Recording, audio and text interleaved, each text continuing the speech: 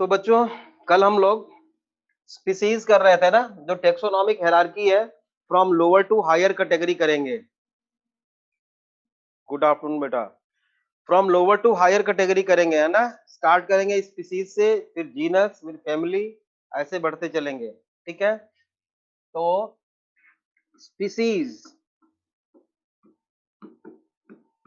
Species में पहला जो कंसेप्ट आया था बेटा, वो था बायोलॉजिकल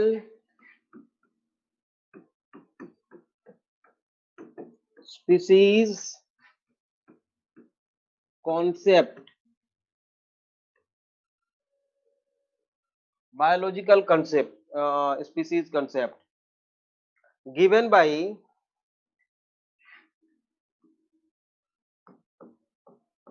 बाय ये नाम आपको याद रखना है,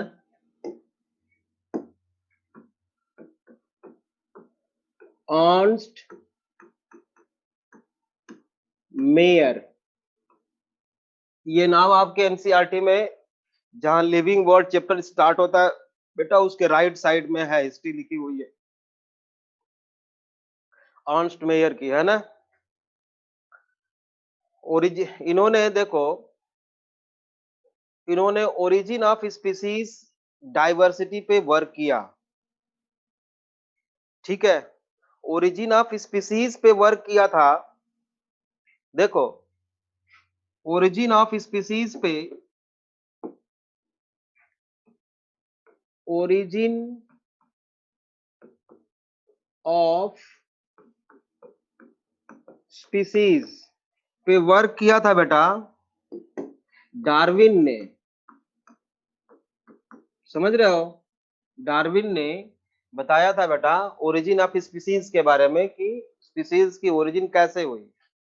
और ये 19th सेंचुरी की बात है। कब की बात है ये?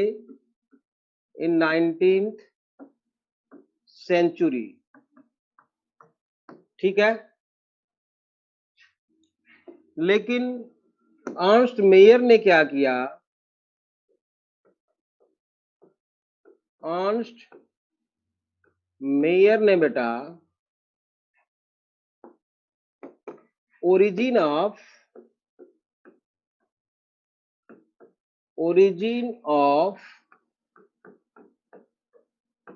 स्पीसीज डाइवर्सिटी के बारे में बताया। दोनों में डिफरेंस है बेटा, ओरिजिन ऑफ स्पीसीज और ओरिजिन ऑफ स्पीसीज डाइवर्सिटी। हाँ, वही Charles Darwin he. Origin of species and origin of species diversity दोनों अलग चीजें हैं। मतलब कई सारी स्पीसीज का डेवलपमेंट कैसे हुआ ये बताया अर्नस्ट मेयर ने। ठीक है, स्पीसीज कैसे बनी ये बताया डार्विन ने। इसलिए अर्नस्ट मेयर को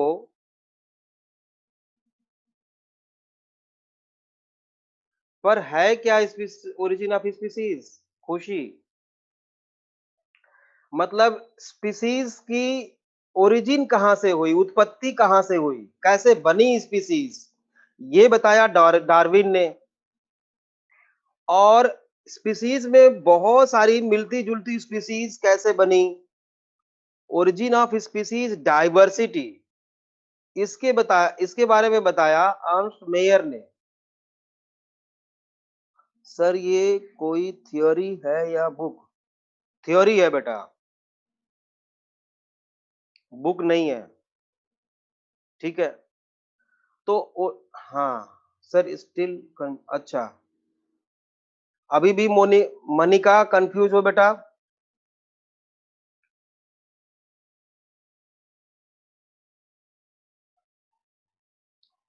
डाइवर्स का मतलब ये है बेटा, डाइवर्सिटी का मतलब ये है कि सोलेनम जीनस में बहुत सारी स्पीसीज है, वो कैसे बनी, है ना। ये बताया अर्नस्ट मेयर ने। और डार्विन ने एक स्पीसीज कैसे बनी इसके बारे में बताया। सिंगल, आप ऐसे समझो, सिंगल स्पीसीज डार्विन, बहुत सारी स्पीसीज अर्नस्ट मेयर, कैसे इसकी ओरिजिन हुई। क्लियर, यहां तक क्लियर है बच्चों? खुशी, ठीक है मनिका?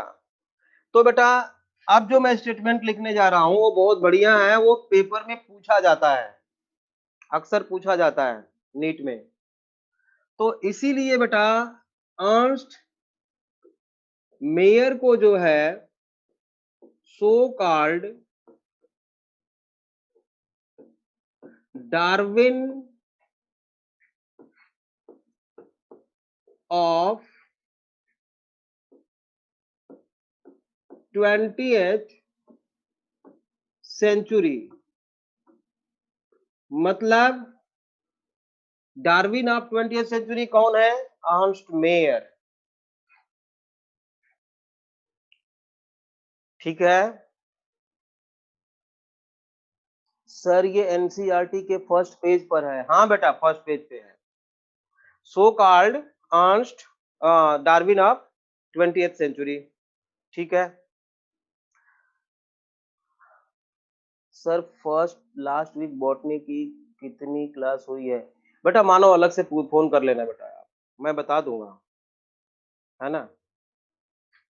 सो कॉल्ड क्यों लिखा है? इसलिए बेटा, इसलिए सो कॉल्ड इसलिए लिखा है क्योंकि डार्विन और अर्नस्ट मेयर दोनों ने स्पीसीज पे काम किया था, दोनों ने स्पीसीज पे काम किया था, लेकिन डार्विन 19th सेंचुरी में काम किए थे, अर्नस्ट मेयर 20th सेंचुरी में काम किए थे। अर्नस्ट मेयर ने स्पीसीज डाइवर्सिटी के बारे में बताया था, इसलिए अर्नस्ट मेयर को हम बोलते हैं डार्विन ऑफ 20th सेंचुरी। ये 3 लाइन जो मैंने लिखा है बहुत ही इंपॉर्टेंट है, नीट के पॉइंट ऑफ व्यू से क्वेश्चंस आते हैं। क्लियर सर, इसमें रूल्स ऑफ रिजेक्शन क्या यूज हुआ है क्या सर? अरे नहीं बेटा, इसमें बाइनोमियल नोमेनक्लेचर थोड़ी ना हम पढ़ा रहे हैं।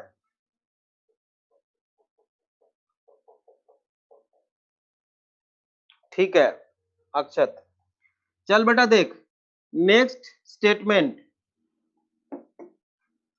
ये जो थे Ernst Mayr, evolutionary evolutionary biologist कहते हैं इनको। अर्नस्ट मेयर जो है, अर्नस्ट मेयर जो थे बेटा वो क्या थे? Evolutionary biologist.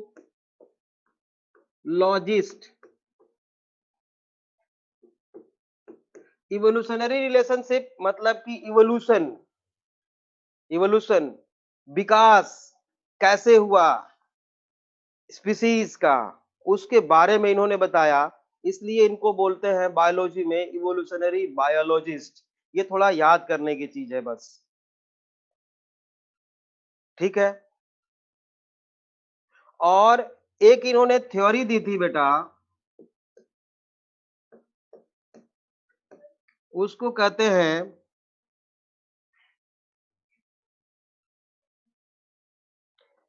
Reproductive isolation. Reproductive isolation, reproductive isolation का मतलब अभी मैं बता रहा हूं आपको ना, रिप्रोडक्टिव आइसोलेशन का मतलब बता रहा है। यहां तक क्लियर है बच्चों? यहां तक क्लियर है? ठीक है, अब एक पॉइंट आपको समझ में नहीं आया होगा कि ये रिप्रोडक्टिव आइसोलेशन क्या है, लेकिन अर्नस्ट मेयर के केस में आपको याद रखना है कि अर्नस्ट मेयर ने इवोल्यूशन रिप्रोडक्टिव आइसोलेशन की थ्योरी को बताया था। इसका मतलब क्या होता है देखो, इसका मतलब ये है कि वो मान लो यहां पर A B C D E F, ये 4 नाम से 4 लोग हैं, 5-6 लोग हैं, इतने लोग हैं यहाँ पे। अगर ये ए और सी आपस में रिप्रोड्यूस कर सके तो ये दोनों सेम स्पीसीज कहे जाएंगे। ऐसा कहा था किसने? अर्नस्ट मेयर ने, कि अगर ये रिप्रोड्यूस कर पाएंगे, अगर ये रिप्रोड्यूस कर पाएंगे बेटा ए और सी, तो ए और सी बिलोंग्स टू सेम स्पीसीज। अगर ये आपस में रिप्रोड्यूस नहीं कर सकते, ये कॉपी नहीं करना है, ये अगर ये आपस में रिप्रोड्यूस नहीं कर सकते तो इनको सेम स्पीसीज में हम कंसीडर नहीं करेंगे। मतलब अकॉर्डिंग टू अर्नस्ट मेयर, वो सारे मेंबर्स जो आपस में रिप्रोड्यूस कर सके वो एक स्पीसीज में आएंगे। ठीक है? और जो नहीं रिप्रोड्यूस कर सकते, जैसे मान लो डी और एफ आपस में रिप्रोड्यूस नहीं कर सकते, तो ये 2 स्पीसीज कहे जाएंगे। ठीक है?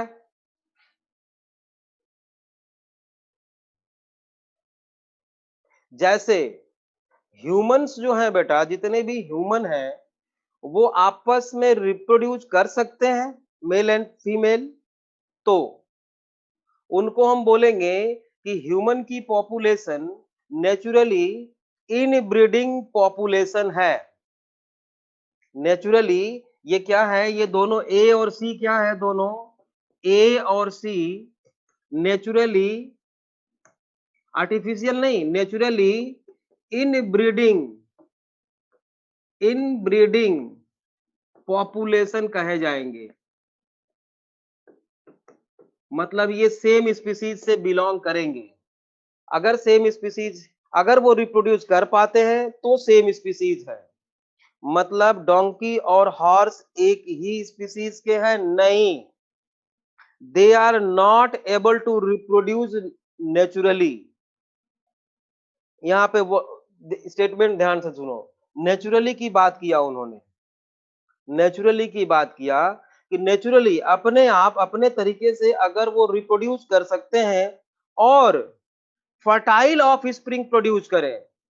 हॉर्स और डोंकी का जो प्रोजेनी होता है वो म्यूल होता है बेटा, और म्यूल रिप्रोड्यूस नहीं कर सकता ना, म्यूल तो रिप्रोड्यूस नहीं कर सकता। तो अर्नस्ट मेयर ने कहा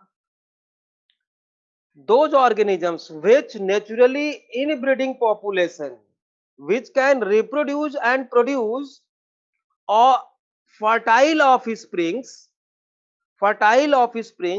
is considered as a biological species, that's all। हाँ, म्यूल इनफर्टाइल होता है बेटा। तो स्टेटमेंट लिखिए रिप्रोडक्टिव आइसोलेशन का, रिप्रोडक्टिव आइसोलेशन का स्टेटमेंट लिखिए। नेचुरली इनब्रीडिंग पॉपुलेशन लिखो,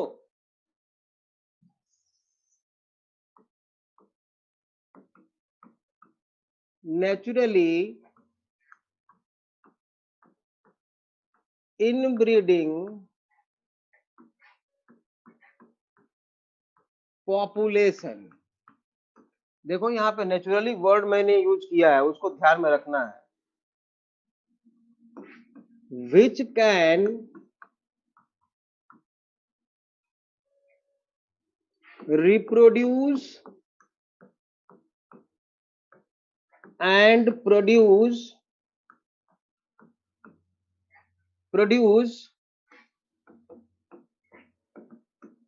fertile offsprings, fertile offsprings है ना, are considered as, are considered as a common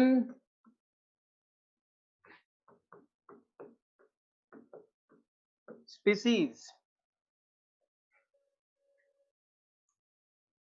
sir human being में भी तो हमेशा जरूरी नहीं है कि वो ऑफ स्प्रिंग भी फर्टाइल होगा, तो ह्यूमन, अच्छा, तो बेटा एक बात बताओ, अगर इसको एज ए क्राइटेरिया ले लें कि human infertile of spring produce करता है, मान लो हमने ले लिया क्राइटेरिया, तो क्या ह्यूमन पॉपुलेशन की कंटिन्यूटी इस अर्थ पे पॉसिबल है? हाँ, बिल्कुल सही बात है, बच्चों नहीं बता दिया। नहीं, तो वो एक्सेप्शन को छोड़ो, और वही एक्सेप्शन जो आपने अभी बोला, वही इसके फेल होने का कारण भी बनेगा अभी। सर ये तो पूरे स्पीशीज की बात हो रही है। हाँ बेटा, बिल्कुल बेटा विपिन, सही बात है। क्वेश्चन कर सकते हो आप, जितना समझ में नहीं आया आप पूछ सकते हो, बिल्कुल बेहिचक। तो बेटा मुझे लगता है कि अर्नस्ट मेयर का, sir what is fertile, Neelakshi? Fertile मतलब बेटा होता है those organisms which are able to reproduce and produce offsprings, मतलब जिनके बच्चे हो सकते हैं, जो अगला प्रोजेनी प्रोड्यूस कर सकता है वो फर्टाइल है, जो नहीं कर सकता वो इनफर्टाइल है या स्टेराइल है, उसको बोलते हैं। फर्टाइल का उल्टा स्टेराइल और इनफर्टाइल, ठीक है। हाँ सर, जैसे अगर ह्यूमन बीइंग का चाइल्ड अगर फर्टाइल नहीं है तो क्या ह्यूमन बीइंग दूसरी स्पीसीज का होगा? निष्ठा।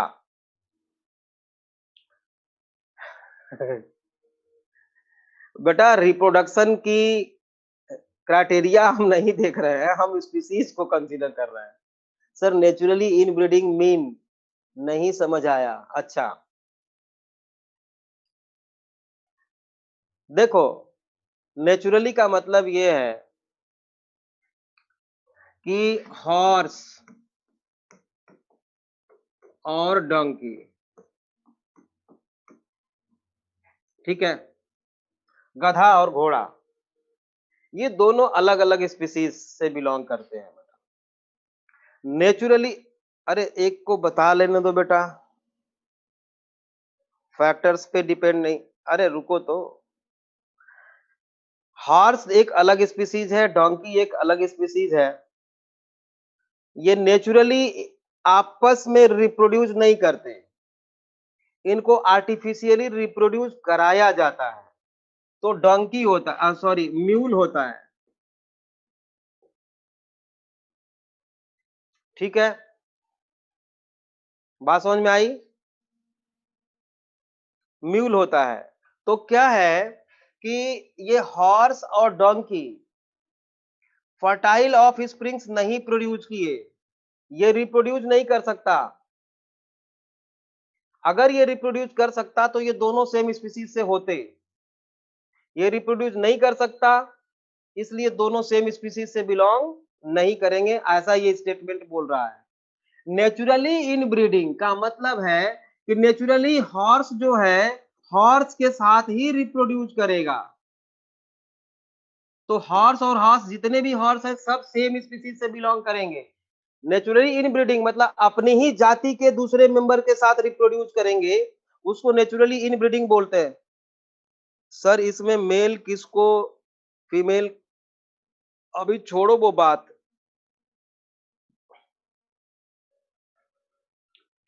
ठीक है, horse female, donkey male. Definition समझ में आ गई क्या?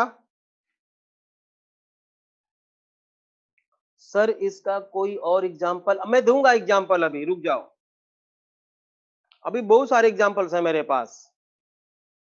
यहां तक समझ में नहीं आया कि नहीं ये बताना है आपको बस, आगे मत बढ़ो, ठीक है। अब देखो, ये बायोलॉजिकल स्पीसीज कॉन्सेप्ट जो अभी अभी आप लोगों ने बहुत सारे क्वेश्चंस किए हैं, sir this applies to plant, हाँ बिल्कुल प्लांट में भी अप्लाई होगा, लेकिन सुनो अभी, ये जो बायोलॉजिकल स्पीसीज कॉन्सेप्ट है बेटा कई जगह फेल हो जाता है, कई जगह फेल होता है। जितना भी आप लोगों ने बोला वो सारा कुछ इसमें आ जाएगा, मैं सबको वन बाय वन करके देखूंगा। पहले तो मैं लिख रहा हूं यहाँ पे प्लांट्स के कुछ स्पीसीज के नाम, समझ रहे हो, कुछ प्लांट्स के स्पीसीज के नाम लिखूंगा मैं।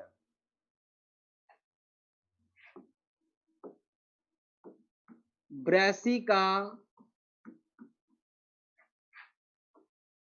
ओलेरेसिया,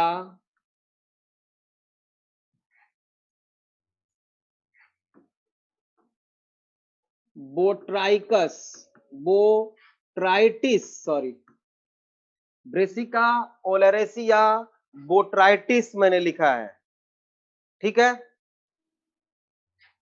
दूसरा है बेटा ब्रेसिका ओलेरेसिया कैपिटाटा, कैपिटाटा है,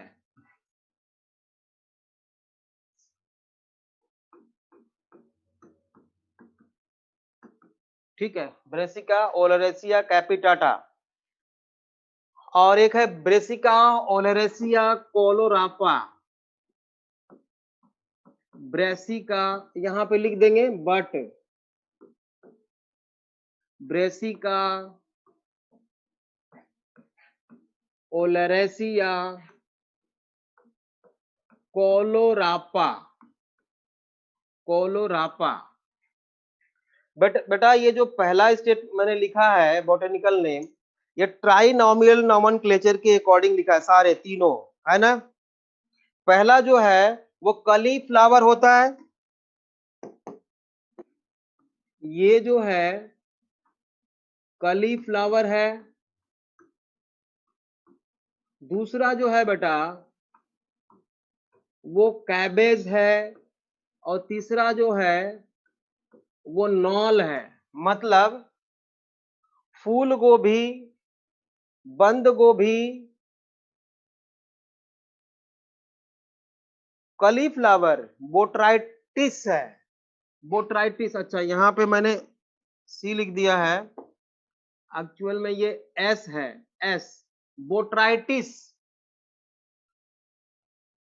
तो ये फूल गोभी है, ये बंद गोभी है, और ये गांठ गोभी है। नॉल को हम गांठ गोभी बोलते हैं, ठीक है। तो ये ट्राइनोमियल नोमेनक्लेचर है, ठीक है, एक्सटेंशन है बाइनोमियल नोमेनक्लेचर का, ठीक है। अब देखो एक बकेट में या एक बीकर में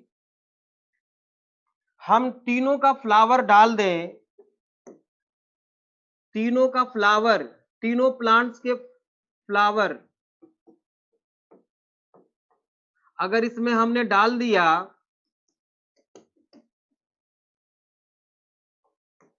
और आपसे हम बोले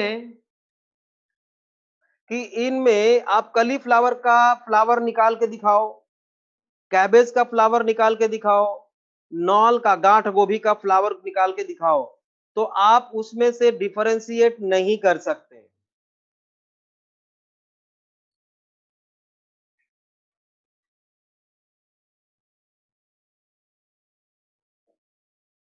ब्रेसिका तो तीनों में लिखा है भाई, अंडरलाइन कर रहे हो भाई फालतू का, कर लेना अंडरलाइन भाई, कर लेना अंडरलाइन। मैं बोल रहा हूं बेटा कि तीनों के फ्लावर अगर देखोगे तो बिल्कुल सेम होते हैं बेटा। अगर मिक्स करके हम दे दे आपको कि इनमें से कैबेज का फ्लावर निकाल के दिखाओ, नॉल का फ्लावर निकाल के दिखाओ, कली फ्लावर का फ्लावर निकाल के दिखाओ, तो आप नहीं निकाल के दिखा सकते, क्योंकि तीनों का फ्लावर क्या होता है बेटा, सेम होता है। मतलब क्या हुआ, ये तीनों स्पीसीज मॉर्फोलॉजिकली सिमिलर हैं, देखने में एक जैसे हैं, ठीक है। फ्लावर मॉर्फोलॉजिकली सेम क्या है? फ्लावर्स आर मॉर्फोलॉजिकली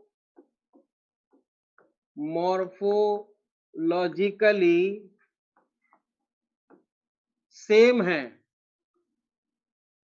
मॉर्फोलॉजिकली मतलब बाहर से देख, कली कैबेज में फ्लावर कहाँ होता है?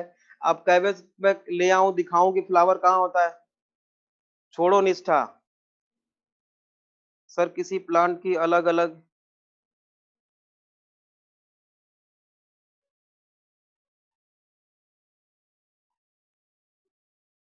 बटा क्या है, जितना मैं पढ़ा रहा हूं उतना अभी पढ़ लो, ठीक है। रिसर्च करने के चक्कर में ज्यादा दिमाग लगाओगे तो काम खराब होगा।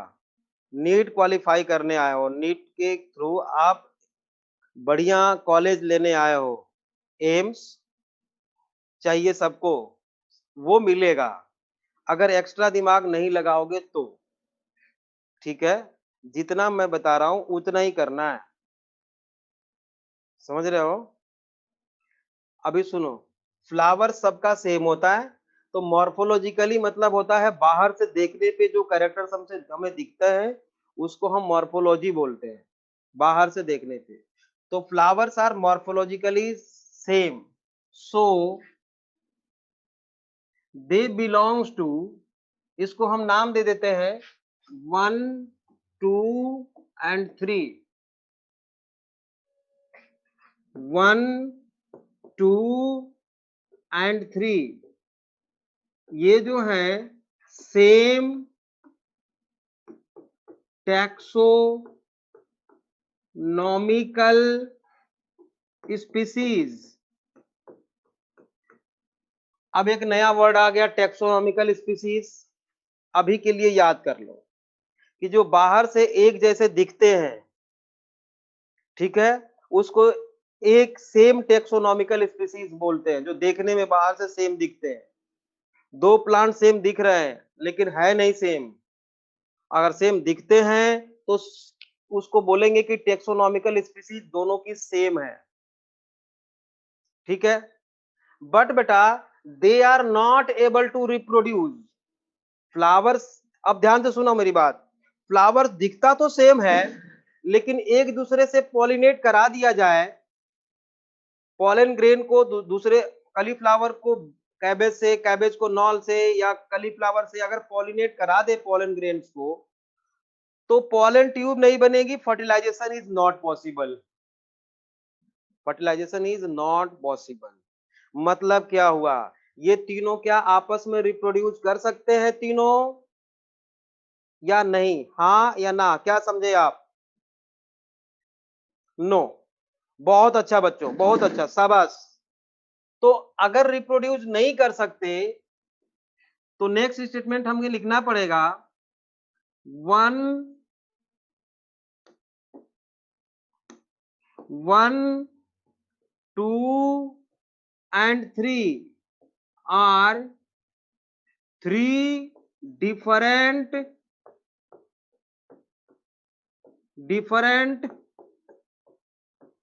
स्पीसीज।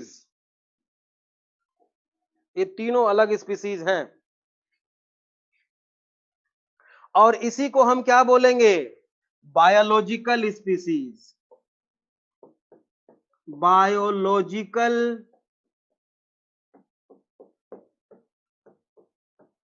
स्पीसीज। क्यों? क्योंकि रिप्रोड्यूस नहीं कर सकते। क्लियर है बात कि बायोलॉजिकल स्पीसीज किसको बोलेंगे? जो आपस में रिप्रोड्यूस नहीं कर सकते वो बायोलॉजिकल स्पीसीज आपस में स्पीसीज नहीं है। तो ये अलग बायोलॉजिकल स्पीसीज है, ये अलग बायोलॉजिकल स्पीसीज है, ये अलग बायोलॉजिकल स्पीसीज है, मतलब कि 3 डिफरेंट बायोलॉजिकल स्पीसीज है। ये तीनों अलग अलग स्पीसीज हुए कि नहीं?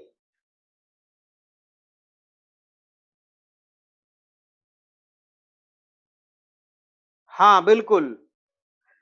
बिल्कुल सही बात है बेटा। अब एक चीज़ देखो, ऐसे प्लांट्स जिनका फ्लावर्स बिल्कुल सेम हो, एग्ज़ैक्टली सेम हो, एग्ज़ैक्टली आपने कभी कॉलीफ्लावर, कैबेज नॉल का फ्लावर देखा नहीं होगा, क्योंकि उनको फ्लावर बनने ही नहीं दिया जाता है, तोड़ लिया जाता है पहले। नहीं देखा होगा आप लोगों ने। सर फर्स्ट पॉइंट में आपने लिखा है कि सेम, जरा पढ़ ले लो निशा, कोई फीडबैक नहीं देगा अभी, रुक जाओ, एक बच्चे ने खूब लंबा चौड़ा चैट बॉक्स में लिखा है। खुशी, फर्स्ट पॉइंट में आपने लिखा है कि सेम टेक्सोनॉमिकल स्पीसीज है, एंड सेकेंड में डिफरेंट कैसे? मैंने सेकेंड में डिफरेंट कहां लिखा है भाई? हमने लिखा है कि ये जो है, ये तीनों तीनों एक ही टेक्सोनॉमी से बिलोंग करते हैं, एक ही टेक्सा से बिलोंग करते हैं। देख लो, देख लो, ये जीनस है, ये जीनस है, और ये स्पेसिफिक एपिथेट है, तीनों का एक ही है कि नहीं है? तो सेम टेक्सा हुआ कि नहीं? सेम टेक्सा हुआ कि नहीं स्पीसीज?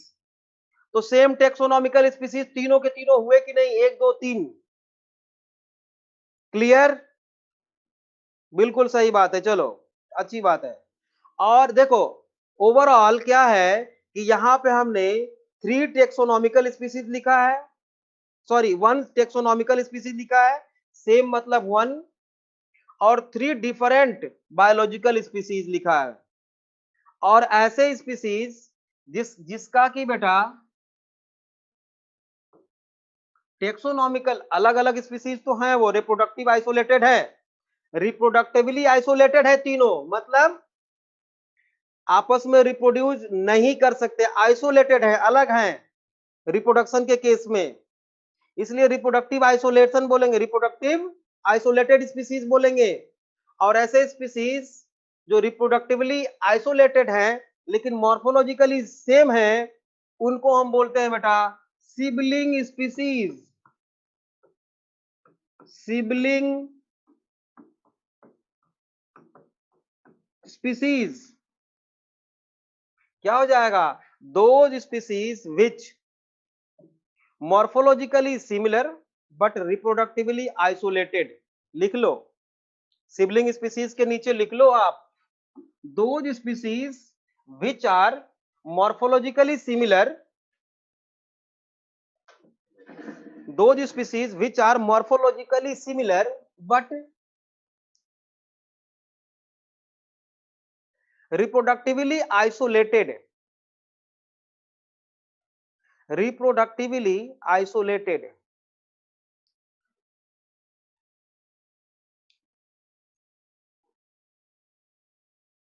और एक स्टेटमेंट नीचे और लिखो, इसको लिख लिया है आपने तो नीचे एक स्टेटमेंट और लिखिए। आप देख रहे हो ये ट्राइनोमियल नोमेनक्लेचर आ गया है, उसकी जरूरत पड़ी है तो किया गया है, तो लिखिए trinomial nomenclature is an trinomial nomenclature is an extension of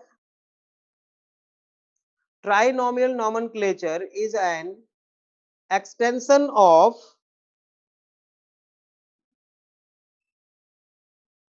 binomial nomenclature, binomial nomenclature।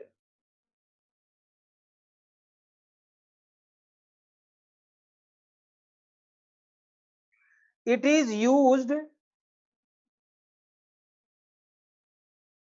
it is used when it is necessary, when it is necessary। ये तब यूज किया जाता है जब इसकी जरूरत पड़ती है, when it is necessary। यहां तक क्लियर है बच्चों? एस लिखो, प्लीज रिपीट हो गया, किसी ने लिख दिया रिपीट करो बेटा, इससे स्लो क्या बोले हम बताओ? Trinomial nomenclature is an extension of binomial nomenclature, it is used when it is necessary. It is used when it is necessary.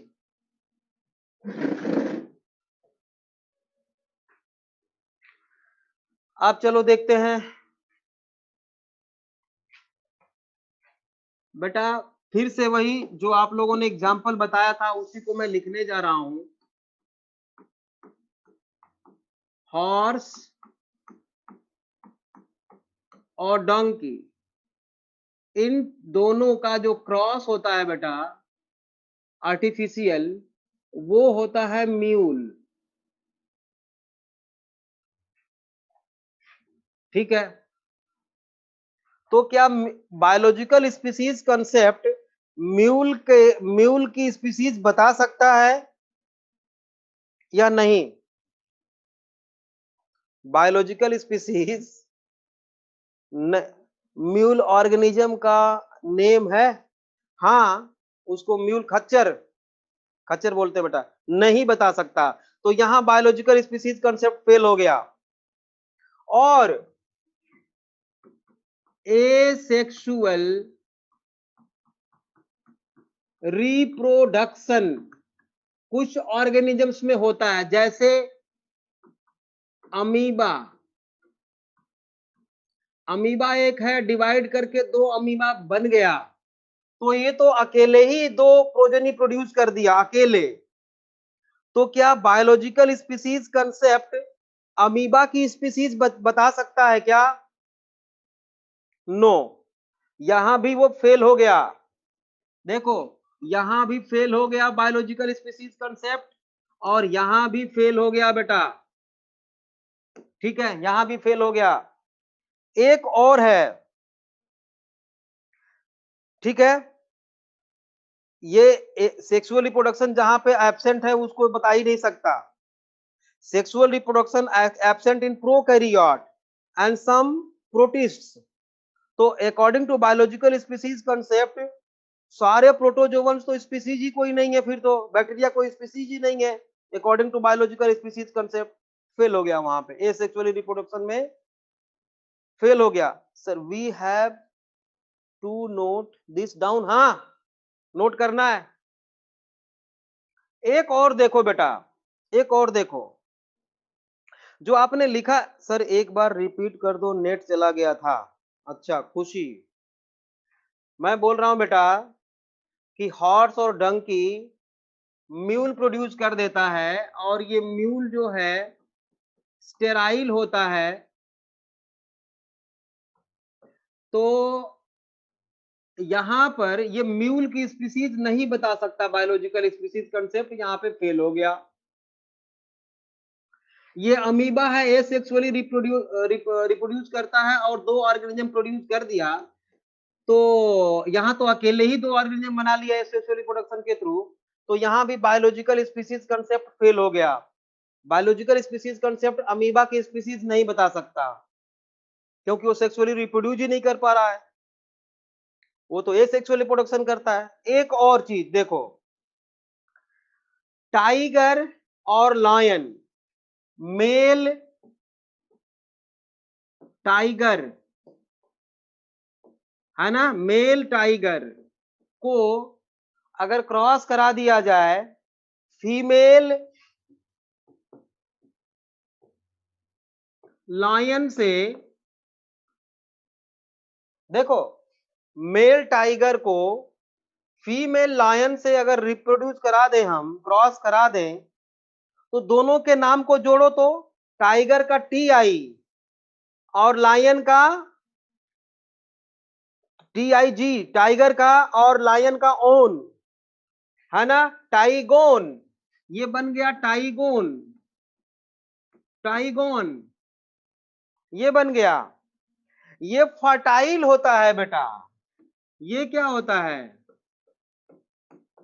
Fertile होता है। बहुत बड़ा प्रूफ देखो, ठीक है। और अगर मेल लायन हो, उल्टा कर दें इसका हम, मेल को लायन कर, मेल लायन ले लिया और फीमेल टाइगर ले लिया, ऐसा भी क्रॉस कराया गया है। हाँ, तो फिर इसका क्या बनेगा? Fertile liger. हाँ, लाइगर मतलब लायन का LI और टाइगर का GER, लाइगर बन गया। और ये है फर्टाइल।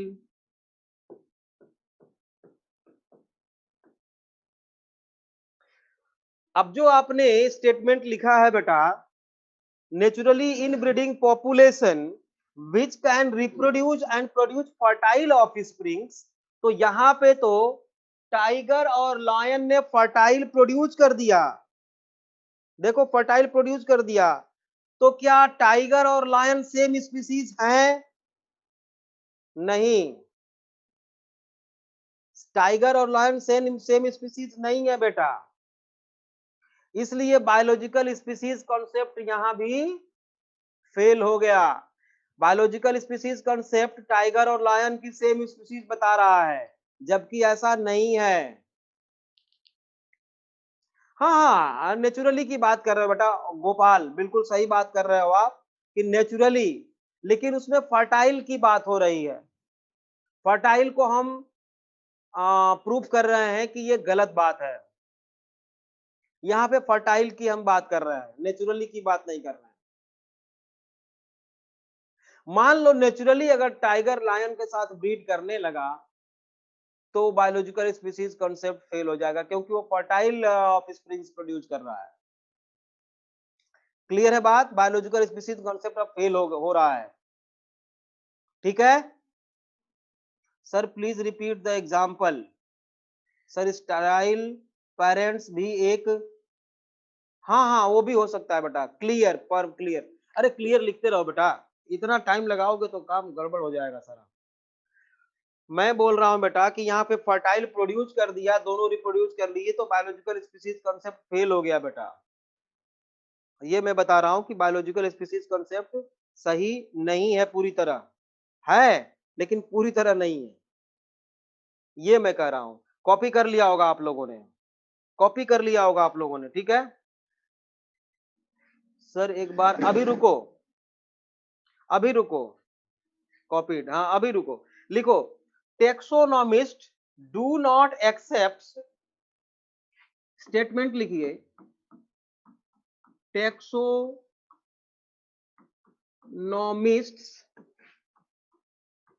डू नॉट एक्सेप्ट, इसको एक्सेप्ट नहीं किए लोग, है ना, this concept of biological species, this concept of biological species लोगों ने स्वीकार नहीं किया। क्या लिख रहे हो मानव, क्या लिख रहे हो? एक्स एक्सेप्ट, अच्छा हाँ ACE होगा, बिल्कुल सही बात है, यहां पे कर लेना। Do not accept biological species because asexually reproducing organisms, because asexually reproducing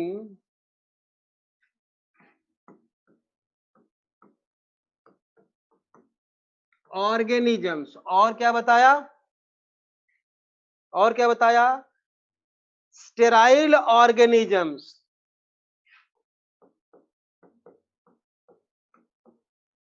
sterile organisms are species, वो भी एक स्पीसीज हैं, समझ रहे हो, also species, but they are not able to reproduce, but they are not able to reproduce, वो जो सब बात आप लोग बोल रहे थे पहले वही मैंने लिखा। तो बायोलॉजिकल स्पीसीज कंसेप्ट बेटा फेल हो गया।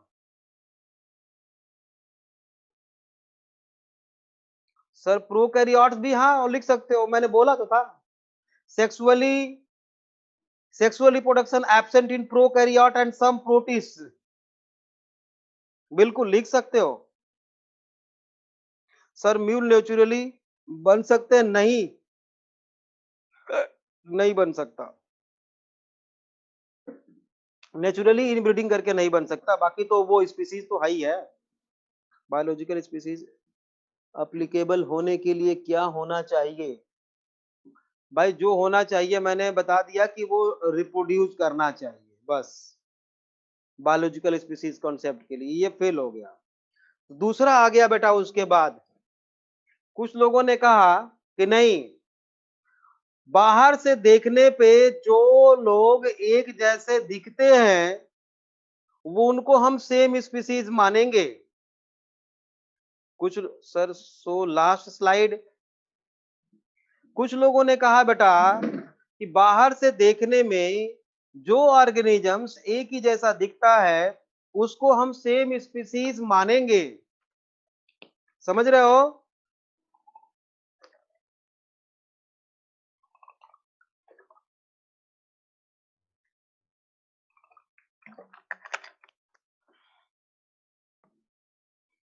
तो इसके बाद आ गया फेल होने के बाद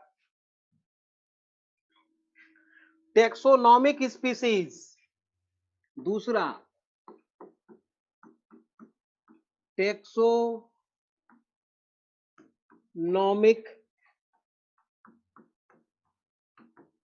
स्पीसीज, या इसको बोलेंगे हम मॉर्फोलॉजिकल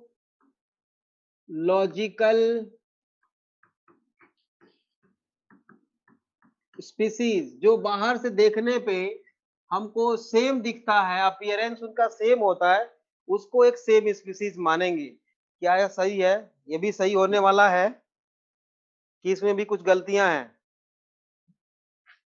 इसमें इसका भी कुछ ड्रॉबैक है क्या? बोलो बच्चों बोलो। गलती होगी?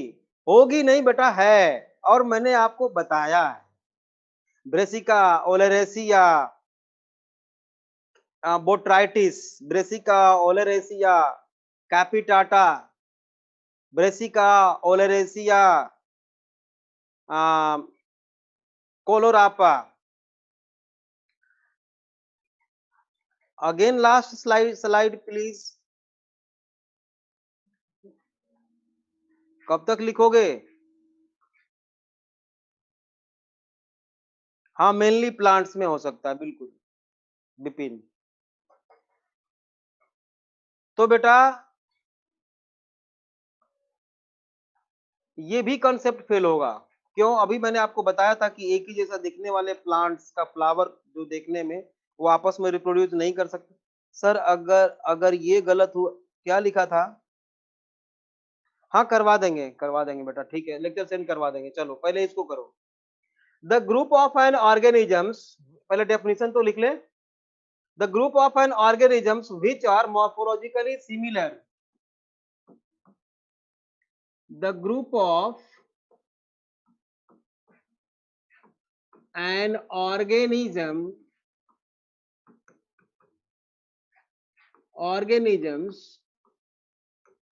which are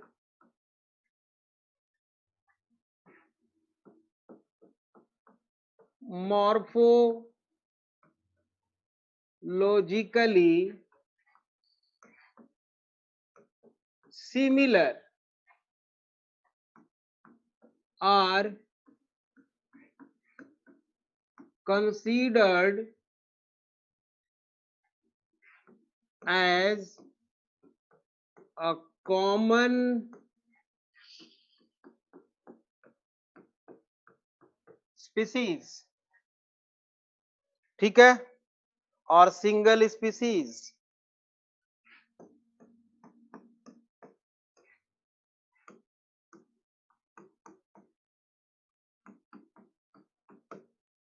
ठीक, ऐसा समझ गए।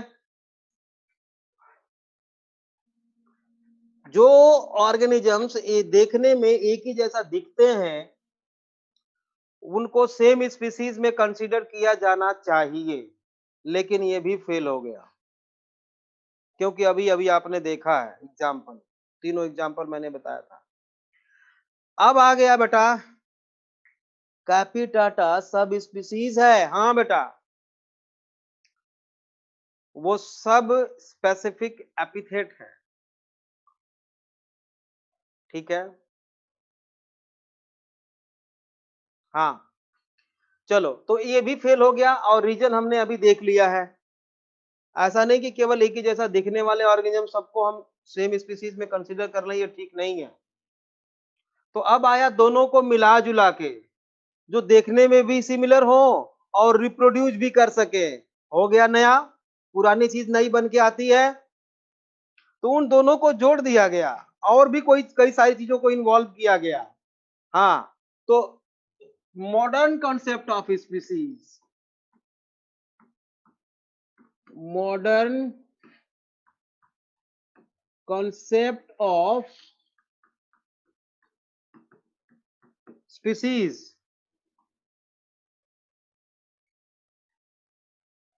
सर एक बार लास्ट साइड प्लीज दोबारा।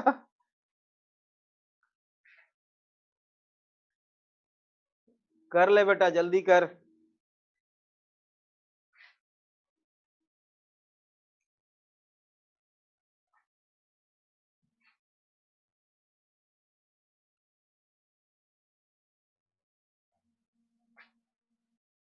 क्या लिख रहे हो बेटा?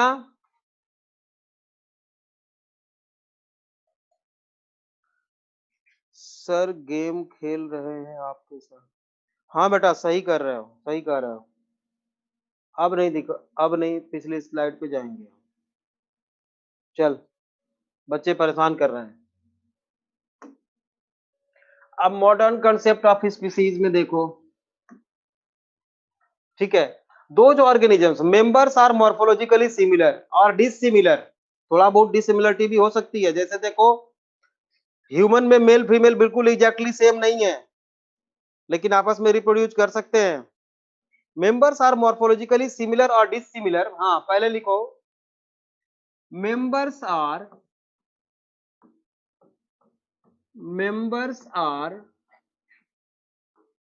साथ के साथ लिखते रहो ना, टाइम लेने की जरूरत नहीं पड़ेगी। Morphologically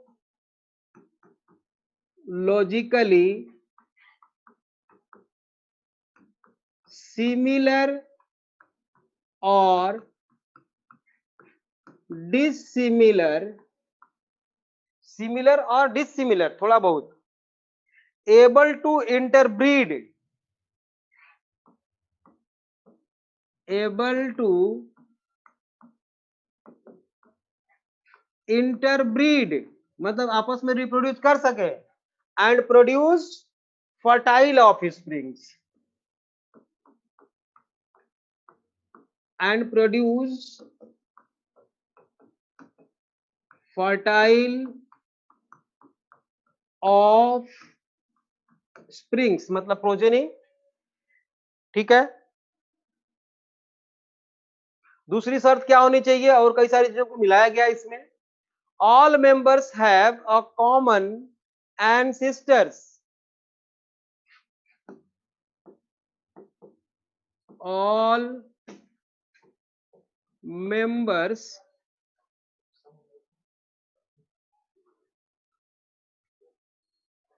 all members have a common ancestors मतलब पूर्वज दोनों का एक होना चाहिए, ठीक है।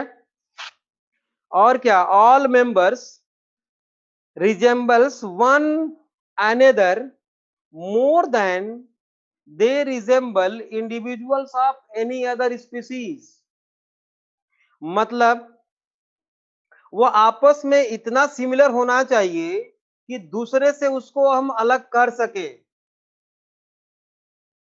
ठीक है ना। तो मेंबर्स रिजेंबल्स वन अनदर, लिख रहा हूं,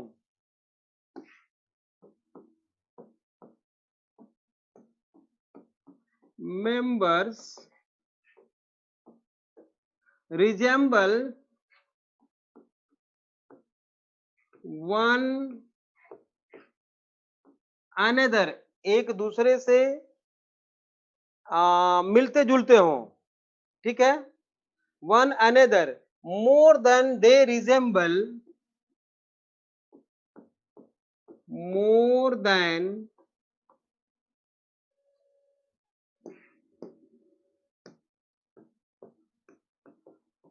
they resemble, क्या लिखूं, more than they resemble individuals of any other species,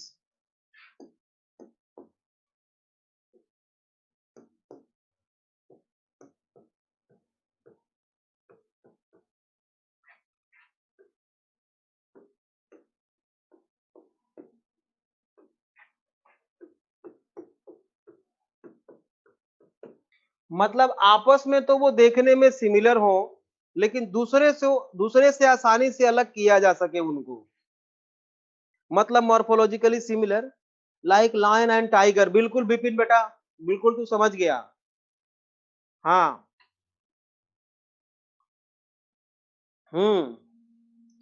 और देखो, कंप्लीट एनाटॉमिकल सिमिलरिटी, मतलब उनके अंदर का जो स्ट्रक्चर है, बनावट है, जो उनकी बनावट है वो बिल्कुल सेम होनी चाहिए। जिस ऐसे इंडिविजुअल्स जिनकी बनावट, जिनका एनाटॉमी बिल्कुल सिमिलर हो, वो सेम स्पीसीज होंगे। तो कंप्लीट एनाटॉमिकल सिमिलैरिटी, ठीक है। नेक्स्ट पॉइंट क्या लिखेंगे, कंप्लीट एनाटॉमिकल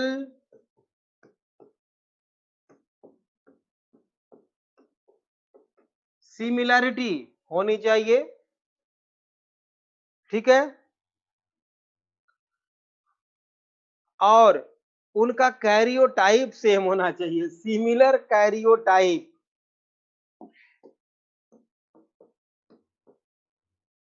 सिमिलर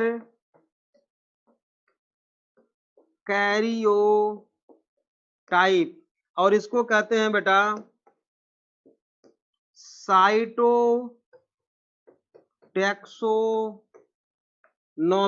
जो प्लांट किंगडम में हम लोग साइटोटैक्सोनॉमी पढ़ेंगे। और कैरियोटाइप बेटा क्रोमोसोम का स्ट्रक्चर होता है, पूरा उसका फोटोग्राफ होता है।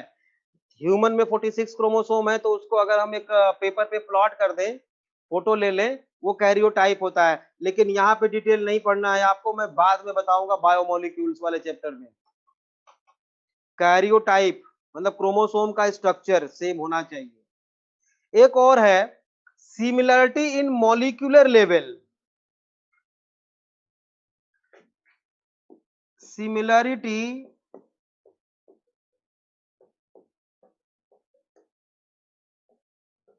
सिमिलरिटी इन मॉलिक्यूलर लेवल, जैसे प्रोटीन, कार्बोहाइड्रेट एक्सेट्रा। मतलब मॉलिक्यूलर लेवल पे मॉलिक्यूल सेम पाए जाने चाहिए दो ऑर्गेनिजम्स में। तो इस तरह से बेटा हमारा स्पीसीज कंप्लीट हुआ। नेक्स्ट टॉपिक है हमारा जीनस।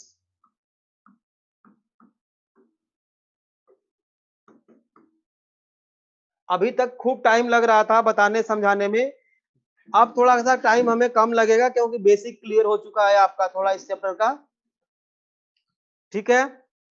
बेसिक क्लियर, हाँ सर इसकी कोई, क्या बोल रहे हो,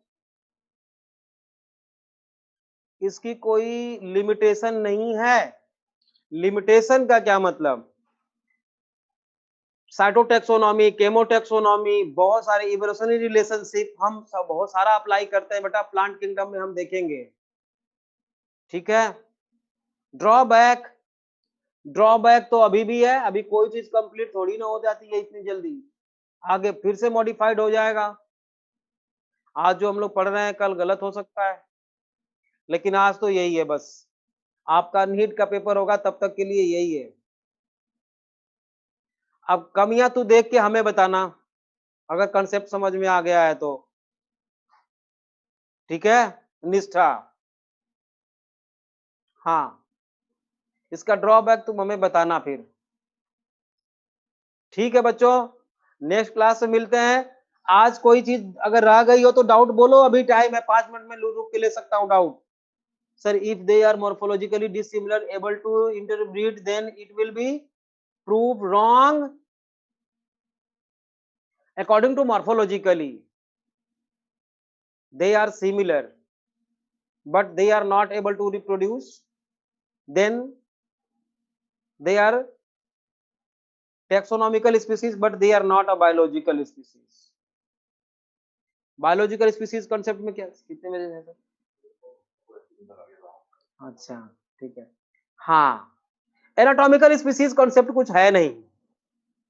एनाटॉमी मीन्स बेटा इंटरनल स्ट्रक्चर समझ लो, है ना, इंटरनल स्ट्रक्चर बेटा। और कोई डाउट किसी का? और कोई किसी का डाउट? अभी बैठा हूं 5 मिनट, बोलो। Sir biological species concept tiger पे फेल कैसे हुआ? इसलिए बेटा, इसलिए फेल हो गया क्योंकि वो सेम स्पीसीज से बिलोंग नहीं करते हैं, मॉर्फोलॉजिकली तो सेम नहीं है 100%, और समझ रहे हो मॉर्फोलॉजिकली सेम नहीं है, और समझ रहे हो इसलिए वहां पे फेल हो गया। और उनका आपस में थोड़ी बहुत एनाटॉमी का भी डिफरेंस है, मॉर्फोलॉजिकली भी डिफरेंस है, और नेचुरली वो इंटरब्रीड नहीं करते।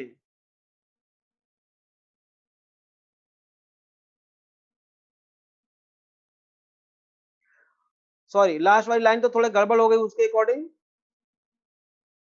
समझ में आया बेटा? किसने पूछा था? किसने पूछा था? समझ में आया क्यों फेल हो गया? रिजेंबल वाला, रिजेंबल वाला का मतलब ये है बेटा कि वो ऑर्गेनिजम्स, देखो अगर 5 लोग हैं, पांचों लोग देखने में बिल्कुल एक जैसे हैं, और 10 लोग और हैं जो थोड़े बहुत मिलते हैं, मतलब हम एक सेम स्पीसीज में उसको कंसीडर करेंगे जो मॉर्फोलॉजिकली देखने में एक। अब ह्यूमन को पहचान नहीं सकते आप, बंदर को पहचान सकते हो, ठीक है, हाथी को पहचान सकते हो, हाथी हाथी देखने में सिमिलर दिख सकते हैं, ठीक है ना। तो वो स्पीसीज, उनको हम कॉमन स्पीसीज बोलेंगे जो मॉर्फोलॉजिकली सिमिलर हो और दूसरे स्पीसीज से अलग हो, आपस में तो रिजेंबल हो बट दूसरे किसी से बिल्कुल डिफरेंट हो, वो अलग अलग स्पीसीज हम उनको कंसीडर करेंगे। सर लेफ्ट कर सकते हैं, ठीक है बेटा, थैंक यू।